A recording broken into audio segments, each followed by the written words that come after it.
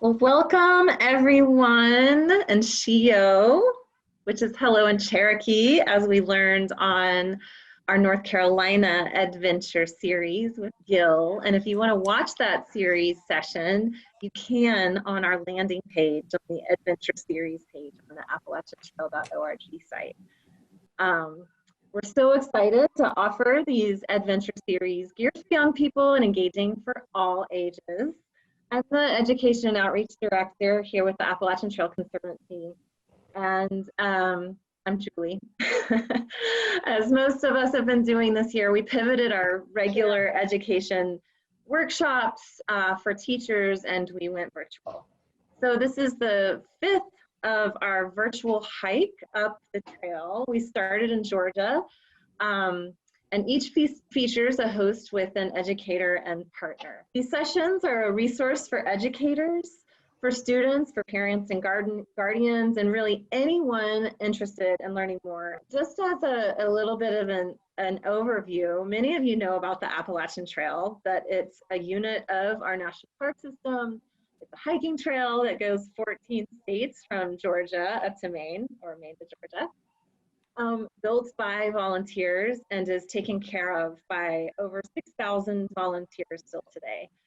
We're very grateful for that volunteer corps that makes it possible. Our organization, the Appalachian Trail Conservancy, or ATC, is a nonprofit that works with hundreds of partners like the National Park Service or the National Forest Service and all those volunteers to make sure it's an experience that everyone can enjoy and learn from. We're really excited today to have speakers through this adventure series tell us more about different aspects of the trail, from hiking and recreation to plants and animals. And in this case, our favorite salamanders. So let's get to it. I'd love to introduce Dr. Kevin Hamid. He joined Virginia Tech's Department of Fish and Wildlife Conservation in August of 2019. Much of his research focuses on amphibians, especially Appalachian salamanders, small mammals and minnows, which provide data-driven foundations for conservation biologists and policymakers. Prior to being a Hokie, he was a biology professor at Virginia Highlands Community College for 16 years. And in 2017, he was awarded Virginia's Outstanding Faculty Award. He holds a bachelor's and a master's in biology and a PhD in natural resources. And Joelle Nelson joins us today. She teaches GIS, aquatic geology, and advanced environmental science at the Shenandoah Valley Governor's School in Fishersville, Virginia. While her education began on the coast, including a master's in marine biology from UNC Wilmington, Joelle has been teaching in the mountains of Virginia for over 15 years.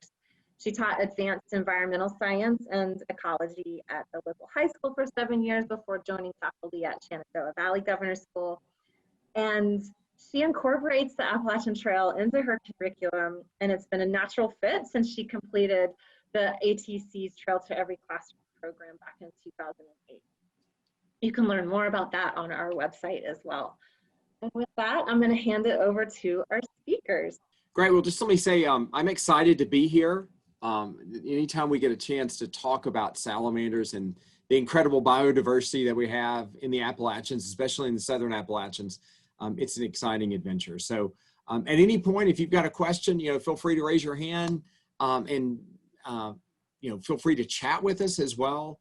I'm trying to get my chat window open so I can see it. But yeah, feel free to let us know if you've got anything. We're going to be asking you questions along the way to try to make this as interactive as possible. And Ms. Nelson and I will be bouncing back and forth too during the presentation. So let's get started. So first of all, we've got to go and say, all right, so what is an amphibian? And oh my goodness, if we go to the dictionary and look up what an amphibian is, it's got this really interesting definition. It tells us that they're ectothermic tetrapods, which translates to mean they're cold-blooded, and they walk on 4 limbs. And we don't like that word cold-blooded because they actually maintain their body temperature, but they don't do it internally. They move to different habitats to keep their temperature where they want to be. They have this biphasic life cycle, and now we use a word even we call it a complex life cycle, meaning that many of them started out like you're used to seeing maybe in your textbooks, right? The frogs lay eggs, the eggs turn into tadpoles, and then they change and move on to land as adults. But you're going to see today that a lot of our salamanders do something totally different. So they have that terrestrial and that adult stage. And actually, if you break down the word, amphi means both, and bios means life. So talking about the fact that they spend part of that time in one phase, part of that time in another phase. All right, here's your chance to participate. Worldwide, how many different species of amphibians have been described? So we're not talking individuals, we're talking about numbers of species. Anybody want to take a shot? So not quite that many, only about 8,200 species worldwide, and that was as of just a couple of days ago. So you're saying, well, how do we get new species? A lot of these new species come about from actually splitting one species into a couple. Chloe just mentioned that her favorite salamander was the red-cheeked salamander, and that basically was one animal that went all the way from Southwest Virginia to northern Georgia. Now it's been broken up into many different species. And when we look at this, there's three main groupings of amphibians that we want to look at. There are the frogs, the anurans, and the word anuran actually means tailless, and it's talking about as an adult, they lack a tail. And you could see the vast majority of amphibians, almost 90% are frogs. The little caecilians, which are tiny little eyes, and they live underground in the tropics. Most people would think they were some kind of bizarre snake. We know almost nothing about them, so that's an area that there could be a lot of research. Only about 214 species there, so a lot of room for research. And then what we care about, the caudates, and that word actually means tailed amphibian as adults. We see just a little under 10% of our amphibians are salamanders. So by far, the majority of our amphibians are going to be frogs. And in Virginia, which is what we're focusing on today, you can see that we have 52 species of salamanders and only 28 species of frogs and toads. So some of you mentioned in the chat windows we were getting started that your favorite amphibians are frogs and toads, and they're really super cool as well. It's not that we don't like those, but where we are, especially in the mountains, salamanders is kind of the great place to be. So we're worried about amphibians, and we're especially worried about salamanders now. Almost half of all amphibians are in trouble. And if we look specifically at salamanders, we see that number is right at 50%. So 50% of all of those species are in trouble. Would anybody like to take a guess what the #1 issue is? And you could put this actually for the vast majority of species on the planet. Oh, I see Ashley first. So Ashley, you got it. Ashley and Chloe both. It's habitat loss. In fact, about 89%, 90% of all salamanders that they're in trouble are in trouble because we're losing habitat. So because of this, some folks have suggested we're in the midst of our 6th mass extinction, where we're losing species at a greater rate than dinosaurs went extinct. And in addition to habitat loss, we can see there's many other causes. Climate change is a big one. We're seeing diseases becoming a big problem. And then the last one there, the synergistic interactions, where the problem is all of these are happening at one time. They're losing habitat, they're being exposed to diseases, the climate is changing, and the species just can't persist. So it's a problem.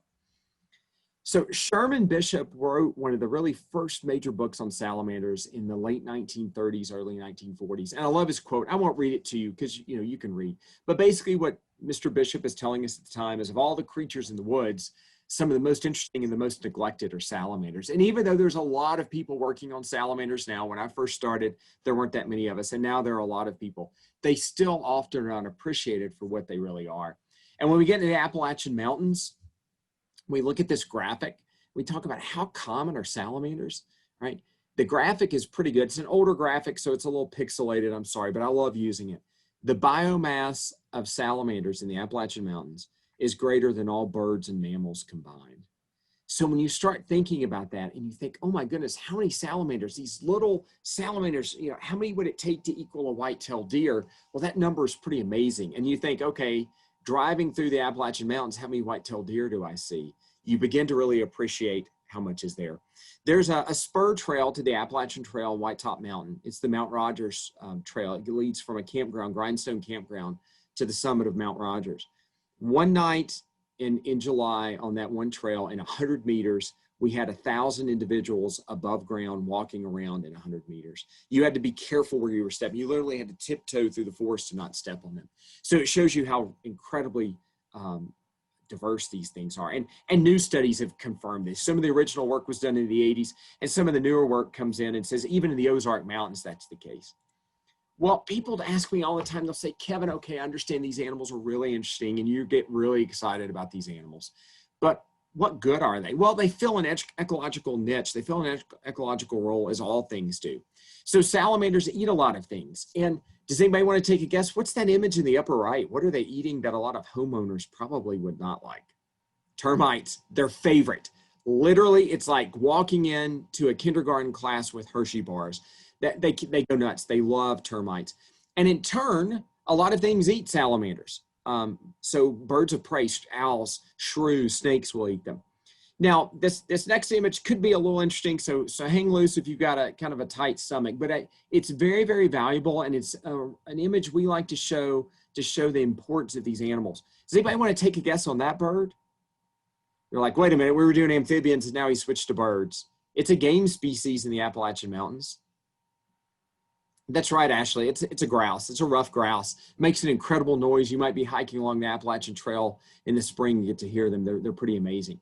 So someone reached out to me last spring, and they had been grouse hunting in West Virginia, and they had taken a grouse, and they were in the process of dressing the grouse and accidentally nicked the crop of the animal and sent me this picture and said, "What is this?" And if you look in there, you can see, and really the digestion process has not started, because in the crop, there's no digestion at that point. Those are numerous. We've tried to estimate, but maybe as many as 20 redback salamanders that grouse had eaten within probably the last 45 minutes. So the argument there is, when we're managing for these animals, people who enjoy hunting, maybe for grouse, the same habitat that we're managing to improve for salamanders, that in turn improves grouse habitat. It's improving, the calories in, calories out. That grouse would have produced a lot of eggs that year. So it's a good thing to manage it. So to kind of reinforce this idea of what we're talking about diversity, so this is a map of the New World, which is the best place for salamanders on the planet. And notice the colors. As we get into those kind of darker blues, we're getting into greater species richness. And, I know we're talking about Virginia, but if we start in our southwest corner, if we start in the Mount Rogers National Recreation Area and go along the Appalachian Trail to the Great Smoky Mountains National Park, and actually just south of the Great Smoky Mountains in northern Georgia, it is the best place on the planet for these animals. So it kind of highlights the incredible opportunity that if you choose to go on the AT and do a through hike, maybe you're going, you start in the south and go north, as many folks do, you're walking through the best place in the entire planet for a lot of things, but also for these incredible salamanders that we have. So Maurice Brooks, who was a professor of biology at West Virginia University, and a book he wrote, which is an incredible book. If you're going to hike the AT, read this book, The Appalachians, because it looks at everything, not just salamanders. It looks at the people as well. But he referred to this area as herpetological holy ground, because in our field of herpetology, it's pretty amazing as to how many animals we have. Why do we have all these animals? Well, if you look at your Peterson Field Guide, the edition prior to what we have right now, it showed the range map for this animal, the mountain dusky salamander, basically going from New York, right along the Canadian border into northern Georgia. And that's a big range for this animal. And as we look at this and jump into this, it's so Sean asked a good question. Is it species per square kilometer or square mile? It's actually total species, period.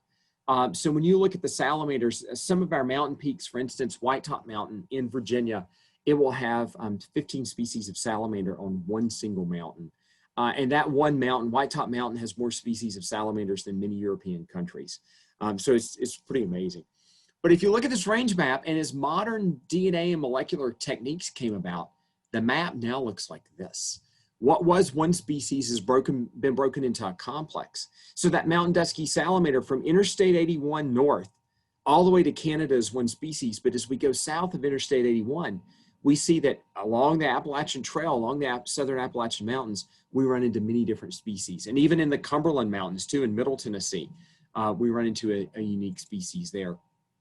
So again, tapping into something Maurice Brooks did, so it's kind of an old graphic. Why do we have all these species here? Well, when the planet was cooler, even before humans began to warm the planet, these salamanders were everywhere. And as the planet naturally began to warm, what we see is their preferred habitat moved up on the mountains. So the individuals didn't move up, but basically the ones that got trapped at the lower elevations perished. So the species were stuck. In fact, we basically refer to these as islands in the sky, because some of the mountain peaks, even those that are close together, like White Top and Mount Rogers, they might as well be islands in the middle of the Pacific Ocean that are separated by hundreds of miles. It is impossible for a salamander to go from white top to Rogers. They have very small home ranges. They have home ranges of only 3 or 4 square meters in some cases, maybe 15 to 20. So they are not going to migrate between those two mountains. So in turn, they got isolated and speciation kicked in. And that's why we have this incredible diversity in the Appalachian Mountains. So as we think about our journey through Virginia along the Appalachian Trail, we're going to go into some really interesting places. And as we go, we're going to see that salamander community changes as we go. And Ms. Nelson is going to talk to us as well about the geology and the topography and how that's going to feed into what we have along the way. So, all right, who can tell me, through hikers, what's the friendliest town on the trail? Nobody knows about the friendliest town on the trail? Oh my goodness. Well, if you've ever been there, especially around trail days, that's right, Chloe, it is Damascus. Notice the friendliest town along the trail. It's an amazing event that occurs in May when trail days occurs. If you've ever had a chance to come through there, even if you're not through hiking, make it a point to be there because it's a pretty amazing event. When we cross over into Tennessee, into Virginia, we come into Damascus. And in Damascus, we have a couple of creeks coming in, pretty large creeks. We have Beaver Dam Creek that's flowing in, and we also have Straight Branch, which is flowing in. And the reason we care about this creek, and you can see that the creek going by the old mill, is because of this family of salamanders. Now, this is Brady Barr, and he's holding the Chinese giant salamander, which, I mean, who does not want to hug a salamander like that, right? That's a pretty charismatic, beautiful, amazing animal. It's a hard sell, but we try, right? So this is, yeah, they're amazing. They're huge. So this is the family Cryptobranchiade, and we have a member in Virginia that the Appalachian Trail goes right across the creek where they live.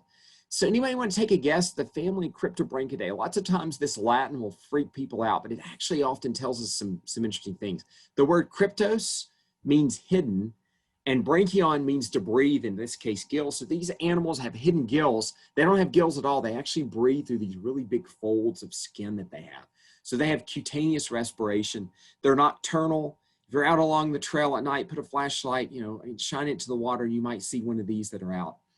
And my students have always loved it. This is this is Beaver Dam Creek, right as we cross into Virginia. And you can see the excitement of this student when you get a chance to meet a hellbender. It is an amazing creature. And this is its range map, right? It is found throughout the Appalachian Mountains and even to the west. The sad thing is its range has greatly diminished. This is an animal that's on the verge of being listed as a federally endangered species. There's some absolute amazing conservation work that's going on at Virginia Tech. Dr. Bill Hopkins, who is here, has built artificial nest structures for these things. Basically, think of a bluebird box in a creek. For a hellbender, it's actually a giant concrete box that weighs several hundred pounds, but they are working. And the success rate of these things is absolutely amazing. So streams like Beaver Dam Creek and streams like Straight Branch, we're able to help bring these animals back. So hopefully, as Tina just said, used to see them all the time as kids, and unfortunately now we do not see hellbenders that often. When we do, many of them are suffering either from disease or physical trauma. Either from potentially being caught up in fishing gear, or even in some cases in the Ozark population, maybe canoes and kayaks physically actually scraping on top of them because the water is so shallow. So hopefully some of that conservation will kick in and it's going to help them out. So I'm going to turn our screen over now to Ms. Nelson, who's going to talk to you about some of the geology and what's leading up to why we have all these amazing animals. So part of the reason you get all of that great salamander diversity is going to go back to the geology, which, isn't just rocks, it's also processes that happen to form those rocks. So if you'll notice on the right there in the screen, you'll see Pangea. And the reason I have that up there is that before the Blue Ridge Mountains, we had a whole nother chain of mountains that were called the Grenville Mountains about 1.2 to 1 billion years ago. They formed, and that's actually still seen today in the granite base of our Blue Ridge Mountains, which is kind of cool. So as Pangea formed, you have a lot of movement, a lot of stuff going on, and then you go from 1 billion years ago to about 570 million years ago, and we got some volcanic activity. So we've gotten some igneous rock, and then we get a lot of movement, we get some metamorphic rock, and then we threw on top of there between 480 and 250 million years ago, shallow sea called Iapetus, and we had the shallow sea that then also got deeper. So then we got some of our sedimentary rocks that we have all along in our Ridge and Valley area. So just kind of a cool geologic history that we have in our area of a lot of things that have happened. And going back to some of the places that Kevin was visiting. So if you look on the bottom left at that rock, that is a rock at White Top. White Top has kind of some unique geology with rhyolite. It's 30% sedimentary and 70% volcanic. I think a lot of, like, especially my students will be like, okay, well, a rock is either igneous or it's sedimentary or it's metamorphic. Not really. So you've got a whole bunch of stages in between that can happen as well. So that's your White Top, and that's a very strong rock. And that's why White Top is the second highest to the other one Kevin mentioned, which is Mount Rogers in Virginia, is those rocks are very strong and hard to erode. So they've stayed pretty tall compared to, as you might know, Blue Ridge Mountains, even after all that, are still very old and eroded. Used to be, you know, as tall as some of our out west mountains. And then as you go up top and to the right, this is Burke's Garden. So the one on the right is a satellite picture of Burke's Garden, which I just thought was so cool that you could actually kind of see the design. And on the top is what the dome looks like. So it was a sandstone dome, and sandstone is also, this version of sandstone, very hard Silurian sandstone to break down and erode. And when it did, underneath there are limestones and shale, which is a much softer rock to break down. We'll kind of talk about that in a second. But so it's just kind of a really neat geology in this area, because we also have what are called centripetal drainage, because the streams will kind of all drain towards the center of this area. So very cool, unique kind of system. Right there.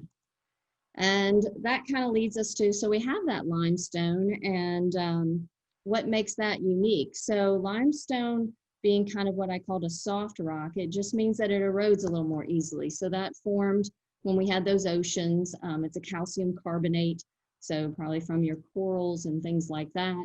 And when you have that, any type of slightly acidic water will break down your calcium carbonate. If you've ever had an aquarium, you probably know a little bit about that.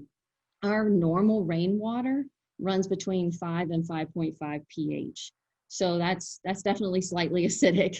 And what happens is you get what's called a karst topography. As that limestone breaks down and erodes, you get, like in this bottom left, a sinkholes, and you can see these all throughout the terrain. And then on the right, you can see caverns. We have a lot of caves you can go visit all up and down this area in Virginia, and some really beautiful ones if you ever get a chance to come visit and walk the AT and take a day off. So you get these areas that are kind of sectioned out from erosion, and you can see sometimes you get sinkholes in places you don't want. But the karst topography is beautiful. We have some great things you can go see, but also environmentally can be kind of a problem, because it's great. We go in, we can study our groundwater, you can see that groundwater, but also that means surface water can be going directly into our groundwater with no filtration. So depending on what's on the surface, and you all might have seen when you're at the beach, goes directly to the ocean. You don't want it to go to your ocean, and you don't want it to go in your groundwater. With the karst topography, it is good, but it also can be environmentally kind of a problem area if you have any surface water pollution of any kind. All right, so we're continuing up the AT. We get to Shenandoah National Park, which Kevin will get to a little bit later. That's near where I live. And we have what's called a Catoctin greenstone, which is a metabasalt, which is a crazy idea. So it's not quite igneous, but it's not quite metamorphic, but it's somewhere in between. And if you ever drive over 64 coming over the mountain, you'll see the Catoctin greenstone they had to cut through to make the interstate. And it's actually kind of really pretty when it rains. You can see the green of it, and it's just absolutely gorgeous. We also have plenty of other different kinds of rocks. That's just one that's really unique to kind of our southern part of Shenandoah National Park. And where you go on the AT, you would go right past. And then as you go up, you'll end up in Harpers Ferry towards the northern end of Virginia, and where you have a couple states touching up there. And I just thought this picture was awesome on the top right. That is showing a chevron pattern, which is just, you know, anytime you can say chevron, that's kind of cool. But it's a chevron fold of slate type rocks. So they are making a V shape. And that formed when you had some of that folding going on. And then also the bottom kind of shows that area really well for Harpers Ferry of the two rivers, the Potomac and the Shenandoah. And what happened is as you had uplifting, those rivers were already there and they cut down through. Same thing happens at Tech with New River. But so you get this formation that looks really cool for Harpers Ferry. If you ever get a chance to go up there, they have the AT kind of conference area there. That's where I got to go to for my class. A really cool area. So as we come out of Damascus and start working our way into Virginia, one of the first challenges you're going to have, and if you've done the AT through that area, is you come up Beach Mountain and work your way up to White Top Mountain. It's a nice climb. And one of the things you probably remember about White Top Mountain is that it's in the clouds. And that's one of the great things for these animals we're studying is they enjoy the moisture that's there. They need it because many of the ones we're getting ready to introduce you to are in a different family. They're in the family Plethodonidae and they lack lungs. So they're breathing through their skin. So White Top Mountain is typically shrouded in clouds about 40% of the time. And it gets almost 25% of its water from the clouds directly, not as precipitation, but as cloud vapor that's condensing. And again, people say, hey, do you have your favorites? And yeah, I do. So this is one of my favorites. This is the Weller salamander. It's, you know, for the average person, you might not get excited about it. It's only a few inches long. It's kind of black with this metallic-y, brassy color. But what's amazing is that's its range map. And if you've ever used a USGS topographic map, if you get the topographic map for Boone, North Carolina, it cuts just a little bit of Mount Rogers off. But that one topographic map covers the worldwide range of that salamander. So everywhere that salamander is found, it fits on a single topographic map. And that shows you this level of endemism, of endemic animals that we have here. It's just absolutely incredible that so few mountain peaks, with this one, maybe only 20, 22 mountain peaks have it. The other thing that's awesome is whether you're a student or whether you're an educator working with students, this is a great salamander to talk about. It's a little tragic, but it's great. This salamander was discovered by an 18-year-old high school student in the early 1900s.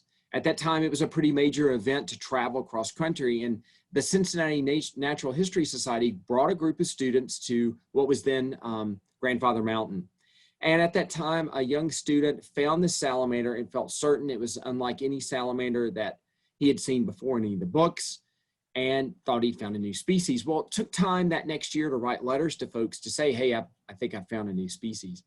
And to cut to the chase, the next year, several scientists met the student there. They hiked to the top of Grandfather Mountain.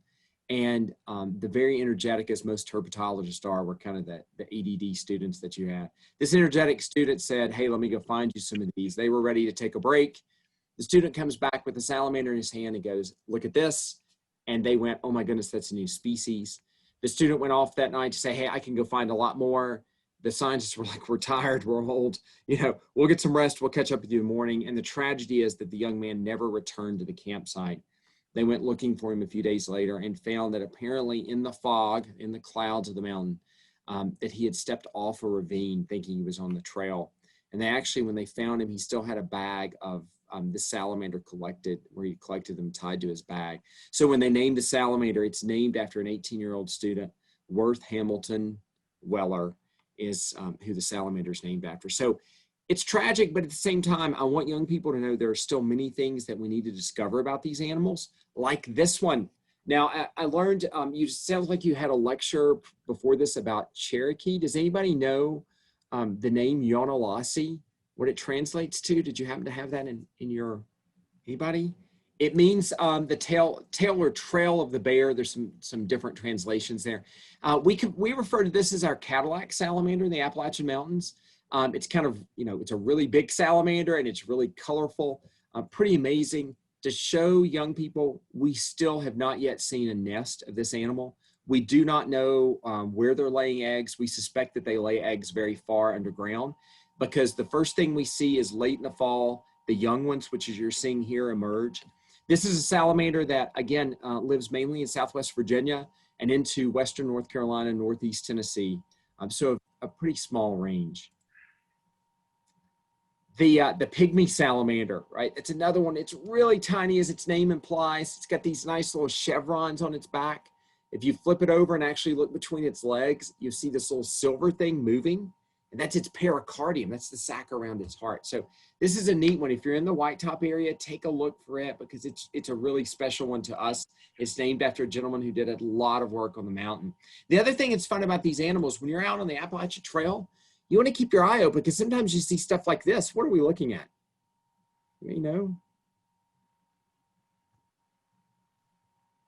It's scat. Does anybody want to take a big scat? Really big scat. So that's bear scat. And, that's very fresh bear scat. And when you're seeing that, sometimes biologists, we get excited, but it's good to be wary. But more importantly, you might focus, and all of a sudden in the inside of that, you see, oh my goodness, there's a salamander inside of bear scat. What is it doing? Any guesses why this animal would have crawled into the middle of bear scat? It also shows you to keep your eyes open because you never know what you might. Some people are saying maybe it's the warmth of it. I could see that potentially. We watched this animal for about 30 minutes. Barbara's got it. It was eating the insects that were coming to the scat. We sit there, it was getting an insect about every 45 seconds. It was probably the best fed salamander on the mountain that day. And since I mentioned this, there are other people that will report that they've seen salamanders feeding off the insects that come into bear scat. So keep your eyes open. You're always able to kind of contribute to new stuff for us in the science world.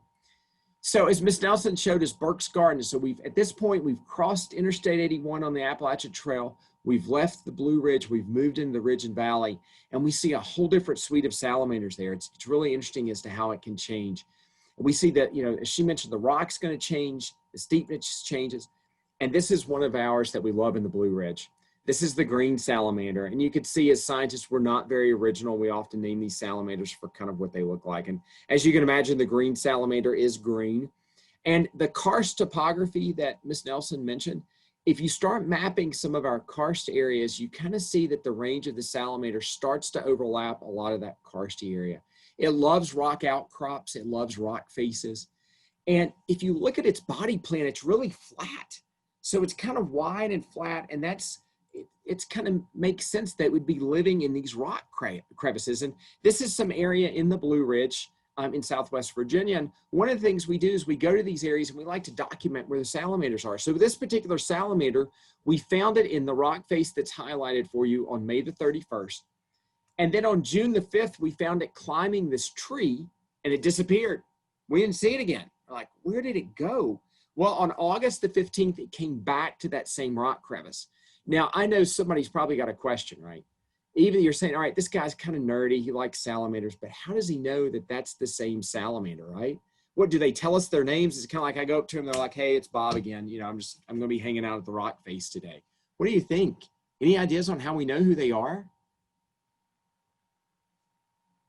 Yeah, Cameron, that's exactly right.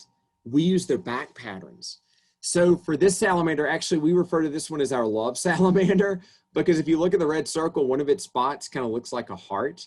And we're able to match them up very, very easily. We can actually, sometimes if they're just sticking their head out of the rock crevice, we can look at their cheeks and match them up with the patterns on their cheek. But let's go back to that other observation. So it climbed up a tree, and it's great, Catherine, because we don't have to mark them. We don't have to touch them this way. It's very non-invasive. It doesn't hurt them. We just take pictures of them. We don't even have to take them off the tree or the rock. We just snap a picture. And we started noticing more and more that we were finding these green salamanders on the trees. Can you see these two? This is a basswood tree that was forked. And if you look, they blend in really well. It makes sense. What are they doing? Why do we lose them? This was an animal that was thought that it could be declining. It was potentially going to be proposed to be an endangered species. And work that we did as part of a multi-state research task team, we actually learned that they're much more abundant than we thought. because the reason people don't find them anymore and we think they're disappeared is that they're in places we can't get them. They go up into the trees. And one of the things that helped us were game cameras. So we actually put out cameras at night and have them taking pictures of trees every minute. Now, I don't know if you can look at this right fork of the tree, but if you notice there's something about the lower third of the tree, you'll see something on it. And do you see it moving up the tree? So we're able now, it takes a lot of volunteer student hours to go through and look at these pictures, but we're able to watch them climb up trees, and we're able to look at weather patterns, and we're able to figure out why it is they're climbing the trees. And they're basically going up the trees within 24 hours of a rain event. Why do you think they go up the trees? Any ideas? I'll give you a hint. If you're a birder, it's the same reason warblers like to be up in the trees. If you know much about warblers, it's the bugs, it's the food is up there. They go up there and they feed. And then the question is, well, Kevin, if you're way up in a tree, and we think they go way up in the trees, what happens when it quits raining? What happens when it starts to dry out? Well, we use fiber optic cameras, and we run them in tree cavities. And we learn that they go into the cavities. So when it gets dry, they crawl into a cavity. They might be hanging out in there with a woodpecker. They might be hanging out with potentially even flying squirrels, who knows? And then as it rains again, they come back out and eat. And as we move into this period where it starts to get cool, they want to go back to the rock crevices to spend the winter, they'll move down the tree. So this is the time period we're seeing this. And those of you that live in the range of green salamanders, check your decks right now. September into early October, people begin finding them under their flower pots and things on their decks. And they think your deck is a tree, basically, and they start climbing it. Okay, so as we start now, we've crossed back into the Blue Ridge. Greg, that is the question that the Forest Service is wanting us to research right now. We're doing some work. We're getting ready to start a big project. The Forest Service wants to know how big of a buffer they need to leave for rock faces when it comes to timber harvest. Right now, conservatively, we've asked them to leave about 100 meters. That probably is going to be too much. The other fun thing is we are finding these green salamanders that were thought to only live in rock crevices. We've documented some over 1 kilometer from the nearest rock face. So we're not, to answer your question, is to be continued. We hope to have an answer in the next few years with some of our research. So now we're going to cross back into the Blue Ridge. And as we move up the Blue Ridge, we find ourselves in Shenandoah National Park. And we run into this little guy that looks a lot like a redback salamander. And again, with some work with molecular markers, we know that this is actually a different species. This is the Shenandoah Salamander Plethodon shenandoah. And what's interesting, when you look at the range map, within the park, it's found on just 3 mountain peaks within the park. So it has one of the smallest distributions of any of our salamanders in the eastern US. It is federally endangered. Its numbers actually seem to be doing a little bit better than anticipated, especially with the fires that moved through Shenandoah National Park a few years ago. It seemed to do quite well, and we're hoping that this animal improves. One of the big fears for this animal is where it has such a very limited distribution. Climate change could actually be a major problem for this animal. So we're watching weather patterns, and with climate, it's not so much the temperature as it's going to be the moisture patterns. These animals can actually do okay with a slightly warmer temperatures, but if they go through extended drought periods, that's when things get interesting. So as we move along, we start at this point, wow, we spent a lot of time in Southwest Virginia. We've worked our way up, and now we're starting to exit Virginia. And as we are, we've lost some elevation. We've come from those high peaks of White Top and even the higher peaks, or somewhat high peaks in Shenandoah National Park. And we find ourselves coming out, and we're kind of coming into the flat area in Harpers Ferry. And this takes us to a whole different salamander community now. We're coming into the mole salamanders. So these things have lungs, and they breed in areas of vernal pools. And one of my favorites, this is the marbled salamander. One of the first populations ever studied in this was actually just outside of Virginia in the Washington, D.C. area. So Sean asked, and actually there's an established population in the Smithsonian at the National Zoo of Shenandoah salamanders. And one of the things we're doing a lot with amphibian research is to keep them in captivity and keep breeding populations. Zoos are incredible for that for us. And the thought is, as habitat improves, as with some zoo species like golden tamarins that were at the National Zoo, a mammal, that one day we might be able to reintroduce them. The Wyoming toad exists almost exclusively in captivity. So salamanders are very easy to keep in captivity. They don't require large expanses of space.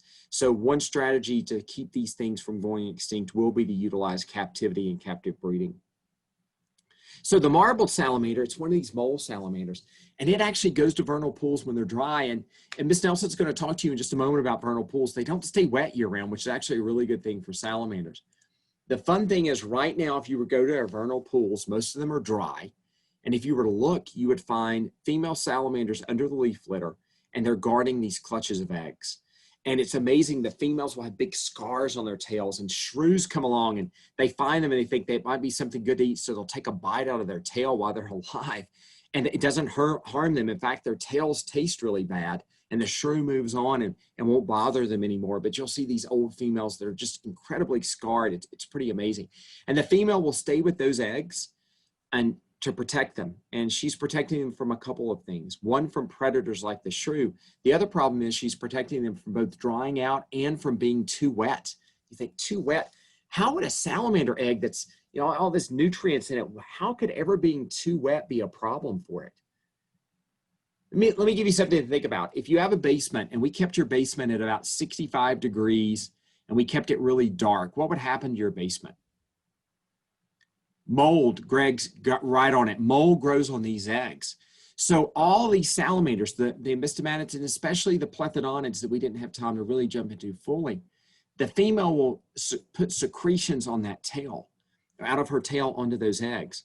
And what happens is it keeps the mold spore from dividing. So without getting into a lot of the science, it shuts down the mold spore's ability to make ATP, which is something that all cells need to fuel themselves for division. So the mold spore will land on the salamander egg, but it can't divide. Now, if some of you have got a medical background, your wheels might be spinning right now and you're onto something.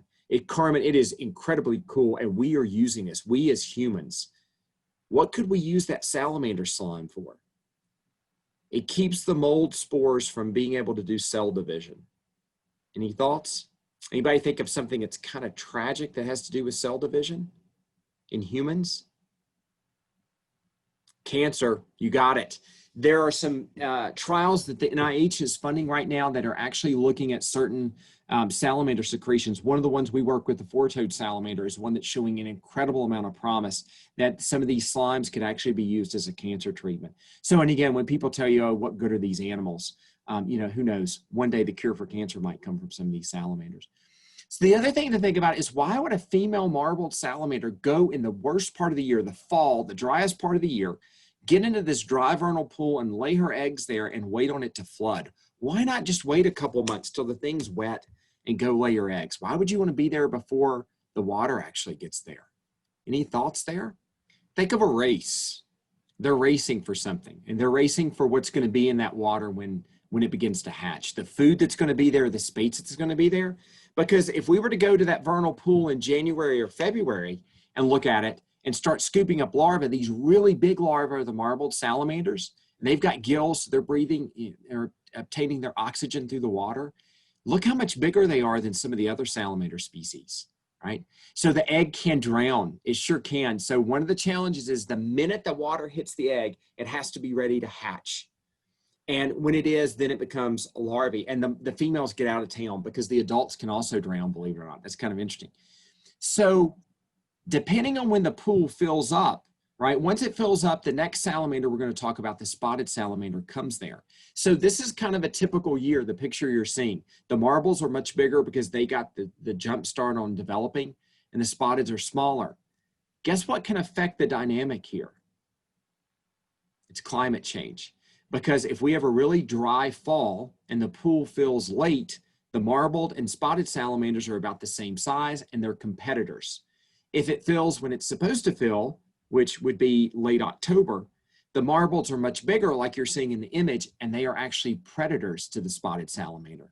So it all depends on climate change. It depends a lot in the Southeast when hurricanes move through, because hurricanes often fill these vernal pools. So the other salamander I mentioned to you, again, we're not very creative in our naming. This is the spotted salamander.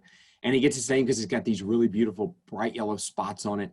And we can find it at all areas in the eastern U.S., but it prefers to be in these low elevation areas. It loves the vernal pools. In February, they'll migrate to these areas and they lay clumps of eggs. When we look at these clumps of eggs, one of the things you'll see in the clear ones is they kind of look green, and there's a symbiotic algae that lives in there. And the algae feeds off the nitrogen waste from the embryo, and it gives the embryo oxygen. It does look like Jello. It looks very much like these gelatinous eggs. Now, we mentioned to you earlier that we can identify green salamanders by looking at their spots and their patterns. One of the things we do with spotted salamanders is they're quite large. We actually inject pit tags into them. It's the same thing if your dog or cat is chipped. It's the same thing. And it not only allows us to identify them when they come to breed, but we can track them underground. And I just wanted to show you some of the cool things we're learning. So this was taken last spring in a very big rain event where these spotted salamanders were, it was a late year, they were going to their breeding pool. And in April of 2009, we found that female salamander and we tagged her. And she was already at least 10 years old based on her size. Well, we found her again in 2019, and that would have put her at 20 years old. So we're learning that these animals can live a lot longer than we ever suspected. But it all has to do with the areas that they're reproducing in. That's the key. And Ms. Nelson's going to talk to you about the incredible habitat that we have in these lower elevations along the AT called vernal pools. I wanted you all to look at these two pictures side by side. You can see this is in New England, not in Virginia, sorry. But the one on the left is in April and the one on the right is in June. And wanted to see, and hold on. There's got to be a way for me to see chats at the same time, but apparently I can't figure it out. What are the differences between the two? So Catherine, if you'll just tell me what they say. Wet versus dry, Barbara says. Yes. Sean says one is flooded and no foliage, other is dry with foliage. So that was a big part I wanted everybody to kind of see. In the left, it looks almost dead. It looks like it's in the middle of winter. You don't have any of your deciduous leaves. But if you look down in the pool, there are a lot of deciduous leaves down in there. And that's an important component of these vernal ponds. They obviously, at other times are going to be dry, as you can see to the right. But when they are wet, that's when you have all these nutrients that are available to break down. You have the setup for these salamanders to come in. And Kevin mentioned the algae. One of the things they're looking at with studies is how that algae has a lot of fatty proteins in it, which I would have never thought of with algae, and that amphibians eating that, salamanders eating them, and then the birds eating the salamanders are all getting this high amount of protein from that original algae that's growing periodically in these vernal pools. Another term for that temporary pool is also ephemeral, if you like to get fancy. And as Kevin mentioned, climate change is a real concern with the timing of it. And he gave you a really great specific example for that. But same idea with migrating birds and things like that. Will the water be at the right temperature in the right place? Will the things that the birds want to eat be there? So it's kind of an overall concern.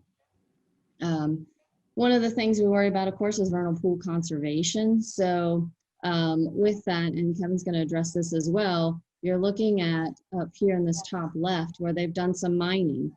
So even if you deforest in one area and that's not where the salamander lives, you might be separating them and fragmenting, it's called habitat fragmentation, their area where they live. So they may not be able to get back to a specific vernal pool that used to be there.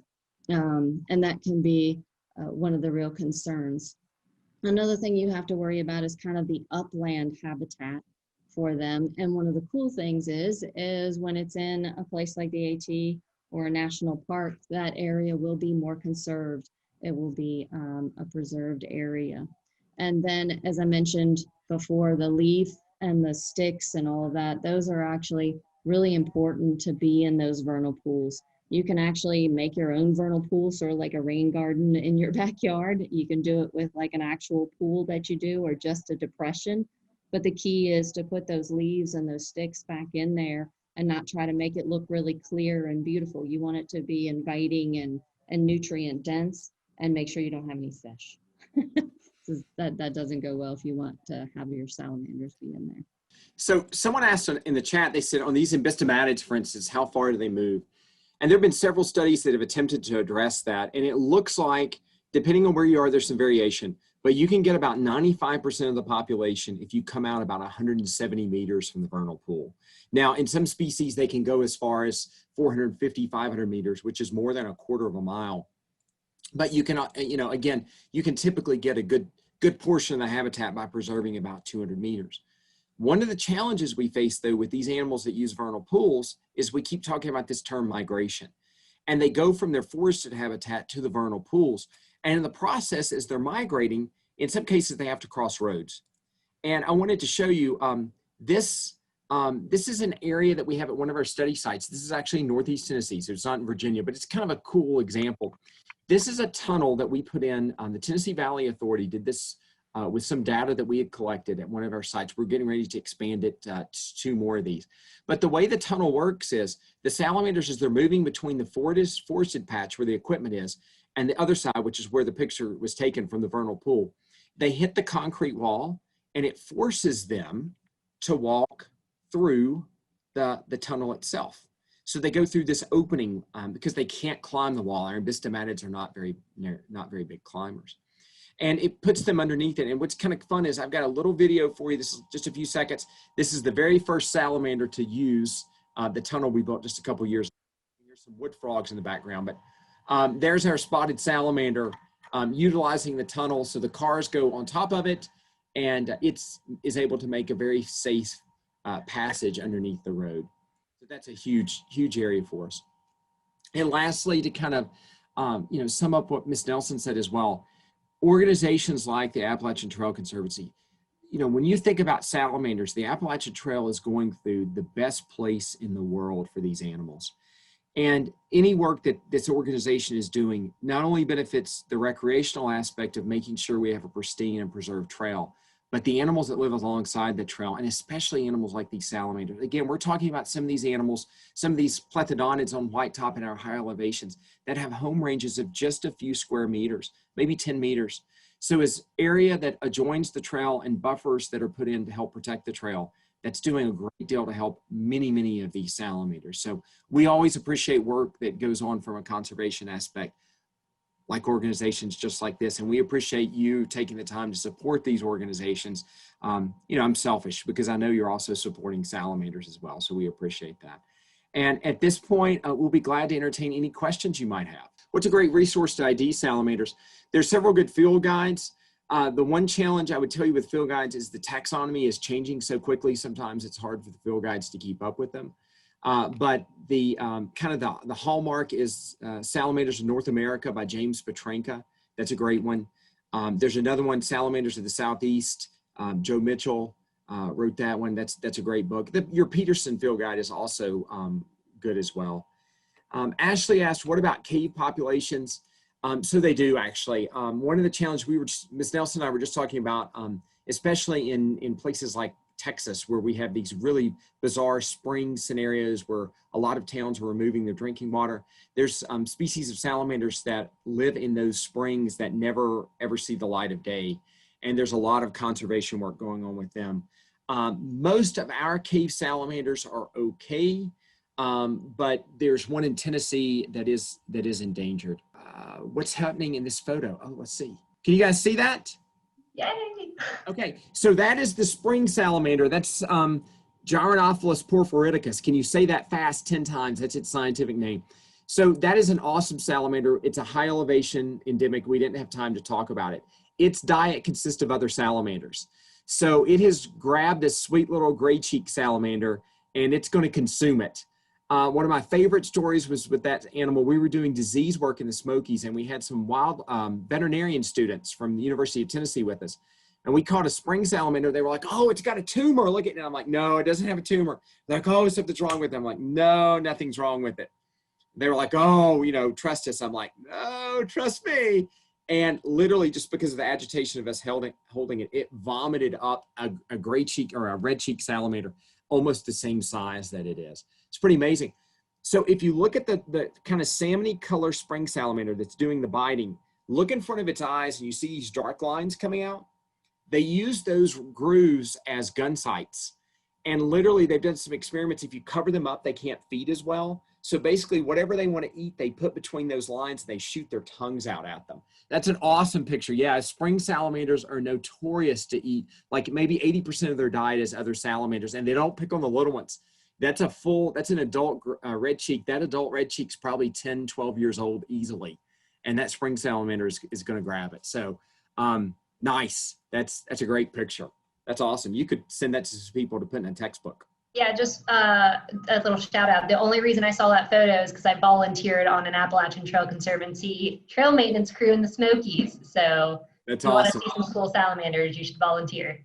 That is cool. That is awesome. Let's see. I think, is that it? We talked about Cape salamanders. Sean asks, what can anybody do, an ordinary person do with the conservation? Listen, most people in the eastern U.S., even in the suburbs, you have certain species of salamanders that will be in your backyard, believe it or not. And the biggest thing you can do is, we'll do a little play on word, is you just need to leave the leaves. Everybody loves this time of year to rake up leaves. If you can devote a very small section of your yard, I mean, the bigger the better, to leave your leaves there. These animals are feeding in those leaves, and they won't come out and feed in manicured grass areas. They need the leaves. They need the invertebrates that live in those leaves. So leave those leaves there. Work with folks, work with organizations such as ATC to help them conserve and protect land. There's many organizations that are doing that. And that's, again, the number one threat for these animals is habitat loss. So if we can do things, Ms. Nelson showed you ways to build vernal pools, talked about that. Take your yard and do anything you possibly can. Maybe you don't even help salamanders because you might not have any, but you're going to help frogs, which are amphibians as well. So there's a lot of little things you can do in your backyard, and then help big organizations like ATC that are trying to give us some buffers and to protect these animals. I just want to reiterate our thanks for having you join us today, and how amazing that presentation was. Thanks to everyone who's listening and sharing our appreciation with them. We really, really loved hearing from you. It's really engaging and fun. Thanks for the opportunity. We always love to share the word about salamanders.